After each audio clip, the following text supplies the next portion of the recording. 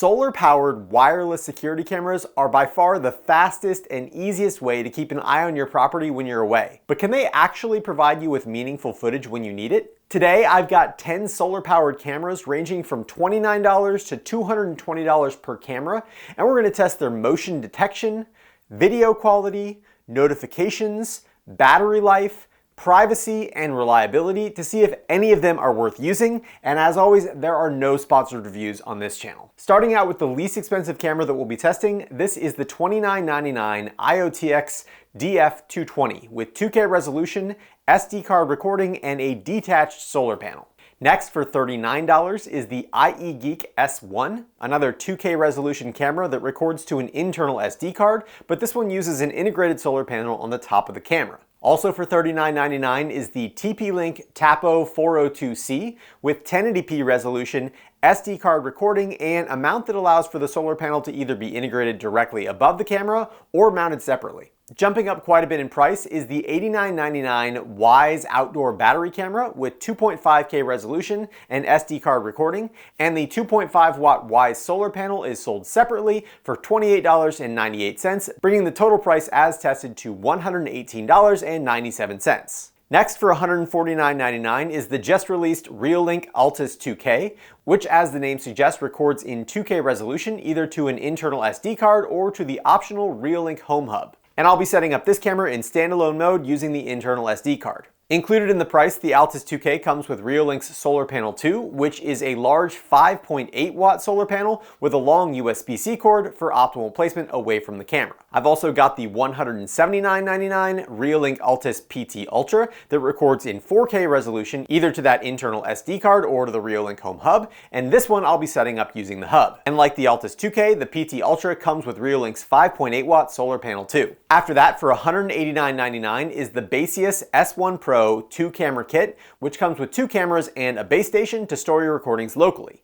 And each of those cameras has 2 lenses, one wide angle and one telephoto lens, with each one recording at 3K resolution. Each Baseus camera also has a motorized solar panel mounted to the top of the camera that can track the movement of the sun for more efficient charging. Then for $239.99 is the Solium Solar Pan and Tilt 2-camera kit that comes with 2 cameras and a base station for local recording. Each camera records at 3K resolution and has a mount that can integrate the solar panel directly above the camera, or you can mount the panel away from the camera for more optimal positioning. Then for $339.99, we've got the Wasu P1 Max 2-camera kit that comes with 2 cameras and a base station for local recording, and each of the Wasu cameras records at 4K resolution and has an integrated solar panel on the top of the camera. And last, the most expensive kit in this video is the $469.99 Eufy S3 Pro kit that comes with 2 cameras and a local recording base station, and each of the Eufy cameras records at 4K resolution and has a solar panel integrated onto the top of the camera. To start out my testing, the first thing that every security camera needs to be able to do is capture events.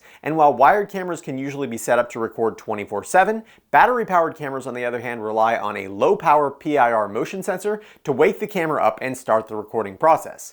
And that sometimes means that they can miss a large portion of the motion event. So to test this, I set up each camera viewing the exact same area, and I synced each camera's recorded footage with my wired security camera to measure how much of the motion event got recorded. And during this test, all the cameras were set to their optimal surveillance mode in settings, which increases the length of each recorded clip, and it decreases the re-trigger time between recordings. And in the bottom corner of each clip, you can see the total time that each camera recorded. And you can see that in the first daytime test, the Reolink Altus PTZ that was set up to record to the Reolink Home Hub had the most footage of the event, recording 62 out of a possible 68 seconds.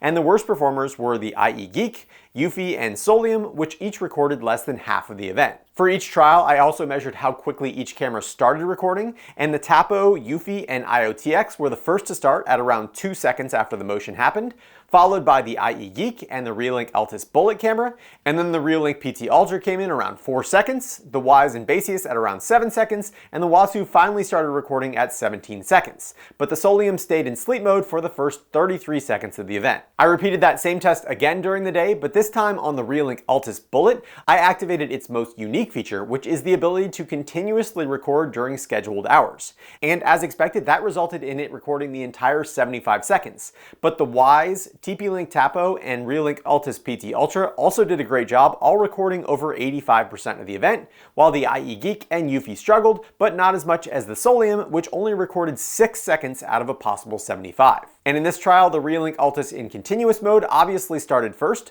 followed by the Eufy, Tapo, and IoTX around 4 seconds. The Baseus and IE Geek started around 5 seconds, the Reolink Altus PT Ultra at 7 seconds, and this time the Wasu didn't turn on until 27 seconds in, while the Solium took a full 1 minute and 8 seconds before it started recording. I also repeated those same tests at night, first setting each camera to its infrared night mode if it was available, and most of the cameras performed very well, capturing 80% of the event or more, but the Baseus, IoTX, and Solium struggled, capturing less than 40%, and while most of the cameras started recording within 1 second of the motion event, the Baseus took 13 seconds and the Solium took 38 seconds. I repeated the test one last time, this time setting the cameras into their night color mode if available, and again, there were a lot of very good performances, but the IoTX and Solium continued to struggle. The TP-Link Tapo also missed the majority of the event, and for some reason the Baseus didn't record at all. And just like the night IR tests, most of these cameras started recording within 1 second. The Wyze, Wasu, and IoTX were around 5 seconds, and the Solium didn't start recording until 53 seconds into the motion event. And that means that as far as event capturing, the top performer should have been the Reolink Altus Bullet when it was set to record continuously to its internal SD card, but the Reolink Altus PT Ultra, recording to the Reolink Home Hub, actually recorded 3 seconds more when considering all 4 trials. And the Wyze Cam was also very close behind that at 255 seconds total recorded. When looking at the time required to start recording an event, again, the Reolink Altus Bullet in continuous recording mode was by far the fastest with 0 seconds of delay if you remove the first trial, but the TP-Link Tapo and Eufy S3 Pro were also very good, with just 8 seconds of delay total over 4 separate trials. Next, assuming the camera has captured footage of an event, the next most important thing is whether the footage is high enough quality for you to see what's happening. So for this, I held up a sign at 10 feet and 25 feet, zoomed in, and evaluated each camera's image quality. And during the day, the Reolink Altus PT Ultra's 4K resolution resulted in the clearest image at 10 feet, with crystal clear text on both the sign and on my Z-Wave shirt, and the 2K Altus Bullet came in second with very similar detail, but less overall sharpness. And the Eufy S3 Pro was very close behind that in third place, again with excellent detail on both the sign and my shirt, and good facial detail, but a little bit more digital noise. The Wasu also performed well, but had some soft focus on my face, and the Baseus has an interesting trick where it simultaneously records both a wide-angle view and a zoomed-in view. And while the wide-angle view was just okay, the zoomed-in view gave a crystal clear image of the sign and my shirt, but it was aimed too low to capture my face. The IE Geek was also surprisingly decent, but the IoTX, Wyze, and Tapo were a significant step down from that, even at 10 feet. And at 25 feet, each camera was predictably worse, but the top 3 were still the Reolink Altus PT Ultra, the Altus Bullet, and the Eufy S3 Pro. At night, in very low light, with each camera set to infrared mode if it was available, the Eufy S3 Pro was by far the best, and it wasn't even close, with the IE Geek, Tapo, Wyze, and Wasu in 2nd through 5th place, and then the Reolink cameras came in 7th and 8th in night color mode since they lack an infrared filter. And at 25 feet, the Eufy was still in a league of its own, but I put the Wasu, Tapo, and IE Geek in 2nd through 4th place. In color night mode, the Eufy also came out on top at 10 feet, with the Altus PT Ultra close behind, and then the rest of the cameras were significantly worse than that.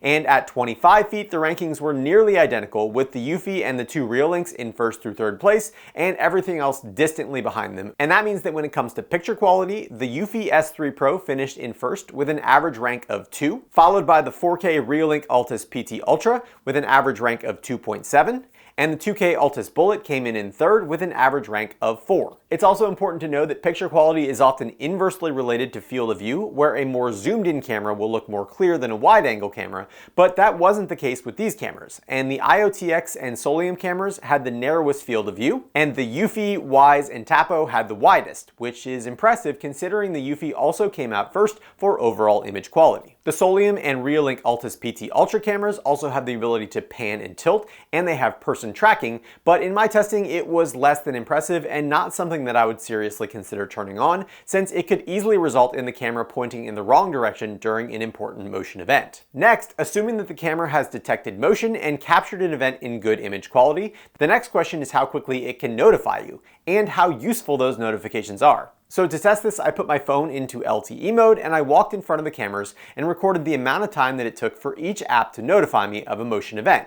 And a few of the apps have options to send rich notifications that include a thumbnail image but can take a little bit longer, or they have the option to just send a text-based notification which arrives a little bit faster. So for the first test, I set each app to use the fastest notification speed, and the Reolink Altus Bullet and Solium were the fastest, which was surprising since the Solium had been extremely slow to start recording in my previous tests. The Eufy's notification came in at 9 seconds, and the Tapo and Wasu were next at 12 seconds. The IoTX, IEGeek, and Wyze were between 20 and 30 seconds, and the Reolink Altus PT Ultra using the Reolink Home Hub and Baseus S1 Pro were the slowest, coming in at around 50 seconds. And for the second test, I turned on the rich notifications, and the Reolink Altus Bullet came in first again at 5 seconds, but this time the Reolink Altus PTZ using the Reolink Home Hub came in second at 13 seconds. The Solium also came in at 13 seconds, but it was the first rich notification to come through. The TP-Link Tapo and the rich notification from Eufy were right after that at 14 seconds.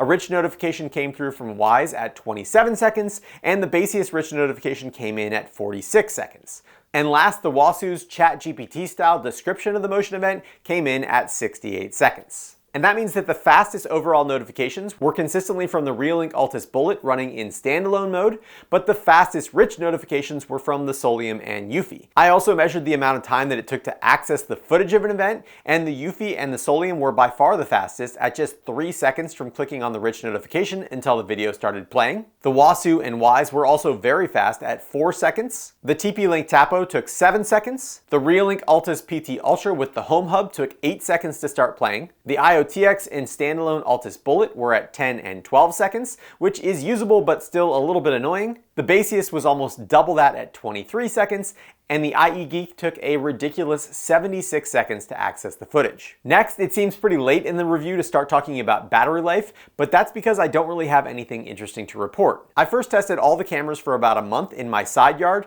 that gets about 8 hours of full sun per day, and even set to the more battery intensive optimal surveillance mode, they all gained battery percentage every day until they were full. I then moved the cameras into my garage for a few days to let the batteries deplete, and then I installed them on the front of my house, which catches a lot of shade from my large oak tree. And surprisingly, the battery percentages still continued on an upward trend, and even the Reolink Altus Bullet set to continuous recording mode from 6 a.m. to 10 p.m. every day stayed at 100% with just a few hours of direct sunlight every day. And it is worth noting that the reason that the Reolink cameras are able to stay 100% charged is that their panels are about 4 times the area of the other cameras, so they aren't exactly inconspicuous. Next, let's talk reliability, security, and privacy. And out of these 10 cameras, 4 of them, the IoTX, IEGeek, Wyze, and Tapo, are standalone cameras that connect directly to your Wi-Fi and record to their internal SD card. And while all 4 of them were directly connected to my Wi-Fi, I didn't have any issues accessing the Wyze or Tapo cameras, but the IoTX and IEGeek were a nightmare, constantly being disconnected, being unable to download footage, and missing notifications. 4 of the camera systems, the Eufy, Baseus, Solium, and Wasu, come with a base station that plugs into your network via Ethernet, and then the cameras connect wirelessly to that base station instead of connecting directly to your Wi-Fi. And the major advantage of that is that you can usually install much more storage using a 2.5-inch laptop hard drive. And then all of your recordings are stored off the camera, so you still have them if your camera is broken or stolen. And the last 2 cameras, the Reolink Altus PT Ultra and the Reolink Altus 2K, can work in either mode. And as I've said, for this video, I set the Reolink Altus PT Ultra up using the Reolink Home Hub, and I had the Reolink Altus 2K in its standalone mode. But specifically for this Altus series of cameras, running in standalone mode is the only way to enable the Altus's advanced recording features, like its pre-trigger recordings and its continuous recording mode, since those get recorded onto the device itself to save battery. But I have to say that as great as those features are, I would personally choose to use the Altus with the Home Hub, since in standalone mode, the Altus 2K did occasionally disconnect from my 5 GHz network and refused to reconnect until I forced it to on my router. Privacy is another thing that I personally value a lot when it comes to security cameras, and I want to be able to use my cameras offline on my local network only without an internet connection.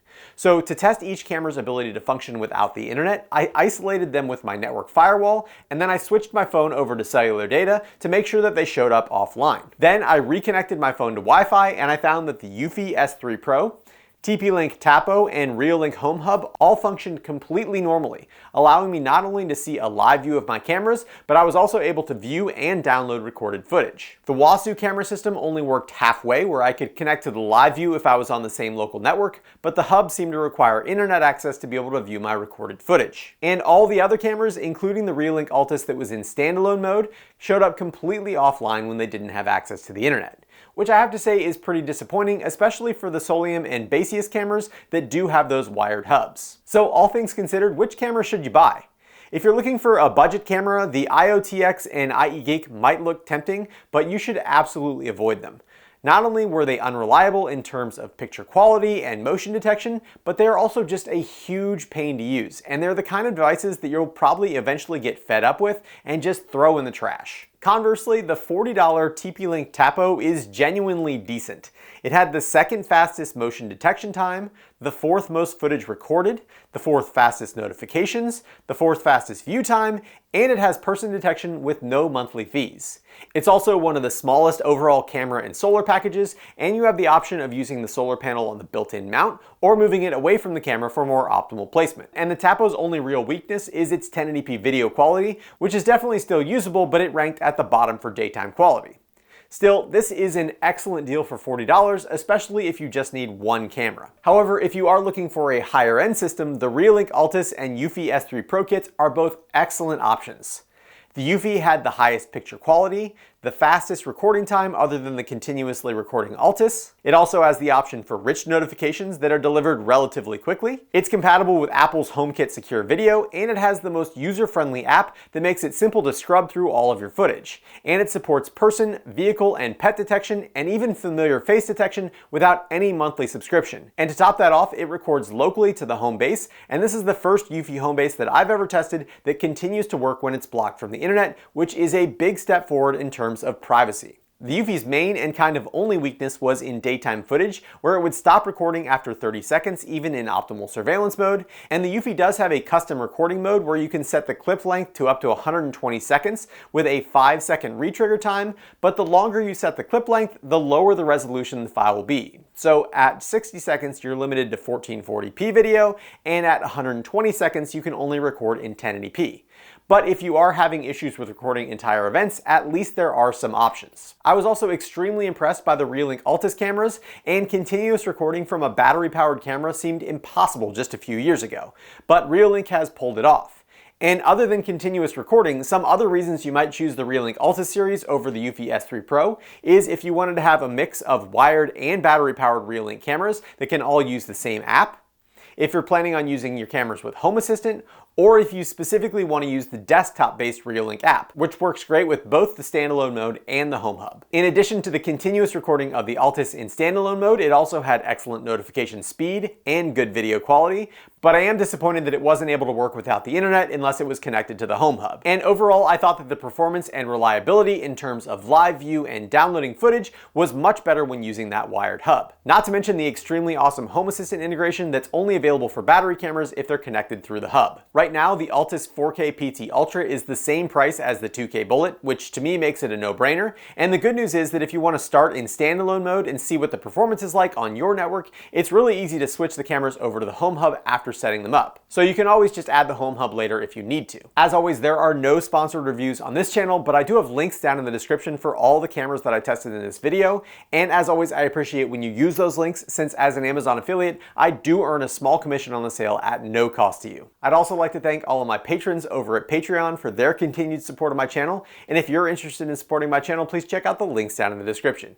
If you enjoyed this video, please consider subscribing. And as always, thanks for watching The Hookup.